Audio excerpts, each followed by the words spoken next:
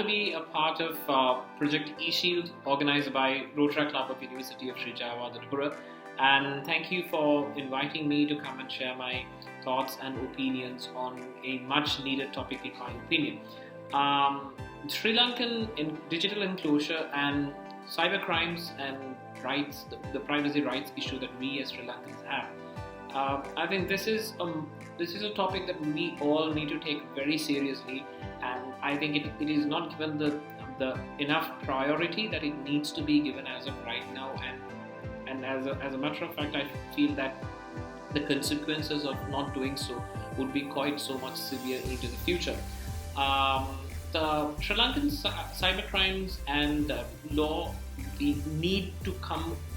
up with a law and legal system in order to prevent such crimes happening and to punish the perpetrators has been a serious topic. And as a result of that, in 2019 September, if I'm correct, the PDP bill, the Personal Data Protection Bill, was put into Parliament and it was set in motion and is right now a part of our constitution. The PDP bill was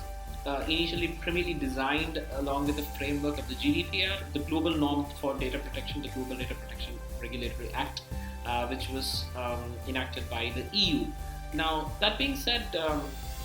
it's not just the fact of having a piece of law, a piece of paper out there, but we need to understand the viability of such law being there, the executionability of such, and also the fact of how many Sri Lankan corporates and how many individuals take this quite seriously and understand that this is something that we need to be talking about and we need to be actually executing and utilizing in our day-to-day practices. While that is one side of the coin,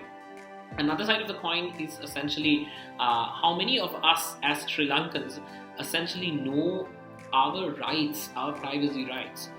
For an example, most of us, when we are utilizing any of the applications that has been produced by global companies, they would essentially ask for our consent to essentially say allow or not allow for certain parts of our mobile phone to be accessed, certain components of our devices to be accessed, and so on and so forth, certain personal data to be accessed, and so on and so forth.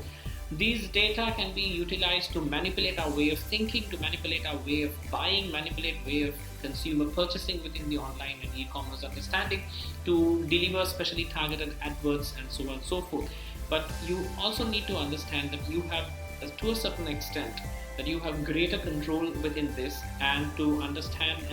and secure your privacy while streaming and while utilizing these applications, and so on and so forth. So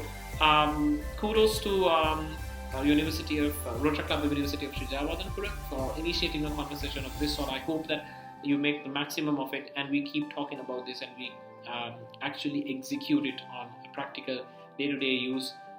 whereas we digitalize, we move ahead with that while keeping a certain hold on the privacy of our lives.